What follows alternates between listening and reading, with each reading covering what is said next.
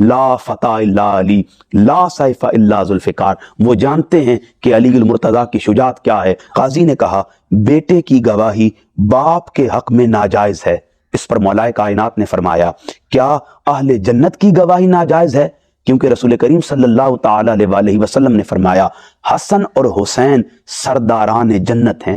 ناظرین، ایک انتہائی دلچسپ واقعہ امام سیوطی رحمہ اللہ کی کتاب تاریخ الخلفاء سے سیدنا علی المرتضیٰ کرم اللہ وجہ الکریم کے حسن خلافت کے بابت آپ کے سامنے بیان کرنے جا رہا ہوں۔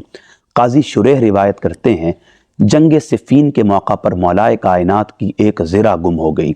آپ نے اسے بہت تلاش کیا، جب وہ نہیں ملی تو آپ اس زرہ کے بغیر ہی جنگ پر روانہ ہو گئے۔ واپسی پر جب آپ کوفہ تشریف لے کر آئے، آپ نے اس زرہ کو ایک یہودی کے پاس پایا۔ اس سے سوال کیا یہ زرہ میری ہے، نہ میں نے تجھے بیچی نہ ہبہ کی، بتا تیرے پاس کیسے آئی؟ وہ یہودی بڑی شدت کے ساتھ اور ڈھٹائی کے ساتھ جواب دیتا ہے یہ زرہ میری ہے اور میرے قبضے میں ہے۔ مولا کائنات نے اس کے جواب پر اس کے خلاف مقدمہ دائر کیا اور اس یہودی کو عدالت میں بلایا گیا۔ اب قاضی شریح جو کہ سٹنگ جج تھے وہ مولا کائنات سے مقدمے کی نوعیت پوچھتے ہیں۔ آپ وہی سوال دہراتے ہیں یہ زرہ جو اس یہودی کے پاس ہے میری ہے، نہ میں نے اسے بیچی ہے نہ ہبہ کی ہے، آپ اس سے پوچھیں یہ اس کے پاس کیسے آئی؟ اب وہ یہودی قاضی کے سوال پر جواب دیتے ہوئے اسی شدت کے ساتھ کہتا ہے یہ زرہ میری ہے اور میرے قبضے میں ہے۔ اب وہ قاضی شریح مولا کائنات سے اس زرہ کے لیے گواہ طلب کرتے ہیں۔ آپ اندازہ کریں قاضی کے مطالبے پر مولا کائنات نے دو گواہ پیش کیے، ایک اپنے غلام قمبر کو اور دوسرے اپنے بیٹے امام حسن مجتبیٰ کو۔ قاضی نے غلام قمبر کی گواہی تو قبول کر لی، لیکن بیٹے کی گواہی پر اعتراض کرتے ہوئے کچھ جملے کہے۔ میں وہ مختصر مکالمہ من و ناب کے سامنے کتاب سے پڑھتا ہوں۔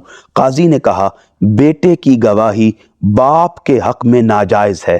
اس پر مولا کائنات نے فرمایا کیا اہل جنت کی گواہی ناجائز ہے؟ کیونکہ رسول کریم صلی اللہ تعالی علیہ وسلم نے فرمایا حسن اور حسین سرداران جنت ہیں۔ جب آپ نے یہ جملہ کہا اور یہودی یہ سارا منظر دیکھ رہا تھا، اس نے جرا و نقد کو دیکھا تو بالمتصل پکار اٹھا اور اس نے یہ جملہ کہا یا امیر المؤمنین، آپ امیر المؤمنین ہیں، مگر آپ مجھے قاضی کے پاس لے کر آئے اور وہ قاضی آپ سے عام آدمیوں کی طرح جرح کر رہا ہے، اور یہی آپ کے دین کی صداقت ہے۔ بے شک یہ زرہ آپ کی ہے، میں مسلمان ہوتا ہوں، وہ ساتھ ہی کلمہ پڑھتا ہے۔ ناظرین آپ دیکھیں کس قدر یہ عظیم واقعہ ہے۔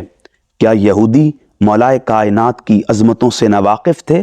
نہیں، وہ تو جانتے تھے نبی کے برادر سیدنا علی المرتضیٰ کا مقام کیا ہے، لیکن وہ یہودی مسلمانوں کی خلافت کا نظام دیکھ رہے تھے، نظام عدل دیکھ رہے تھے، مولا کائنات کی عجز و انکساری اور متانت کو دیکھ رہے تھے کہ ایک طرف باب فاتح خیبر ہیں جن کے ذکر سے آج بھی یہودی کانپتے ہیں، ان پر لرزہ طاری ہو جاتا ہے، ان کی طبیعت غیر ہو جاتی ہے اور وہ مضطرب اور بے چین ہو جاتے ہیں ان کے سامنے اگر مولا کائنات کا نام لے لیا جائے، چونکہ وہ جانتے ہیں لا فتح الا علی لا سیف الا ذوالفقار۔ وہ جانتے ہیں کہ علی المرتضیٰ کی شجاعت کیا ہے، عظمت کیا ہے، مقام کیا ہے، رفعت اور بلندی کا عالم کیا ہے۔ لیکن وہی یہودی ایک طرف علی کی اتنی عظمتوں کو جانتے تھے اور آج علی کا ایک دوسرا چہرہ جو عجز کے ساتھ، انکساری کے ساتھ، متانت کے ساتھ از حد خاص تھا۔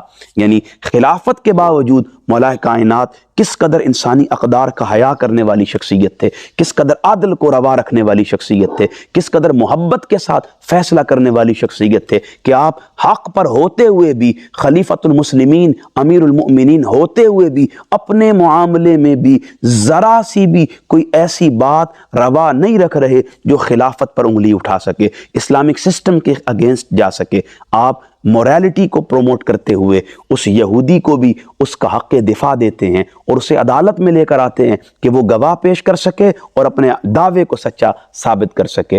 اور پھر آپ نے وہ منظر دیکھا کہ مولا کائنات کے ایک عمل سے جو کہ خلافت کے اس حسن کو بیان کر رہا تھا، کس قدر وہ یہودی متاثر ہوا اور اس نے فی الفور کلمہ پڑھ کر خود کو دائرہ اسلام میں شامل کرتے ہوئے خود کو ایمان کی صف میں شامل کر دیا۔ ناظرین، اس لیے آج ہمیں سوچنا چاہیے کہ ہم اپنے سلف سے، صلحاء سے، آئمہ سے، خلفاء سے اور ان کی تعلیمات سے کس قدر بے بہرہ ہیں۔ آج اس کی ایک تصویر بھی جو پریکٹیکلی ہو وہ ہمارے کسی سسٹم میں نظر نہیں آتی ہے، اور یہ ہمارے لیے لمحہ فکریہ ہے۔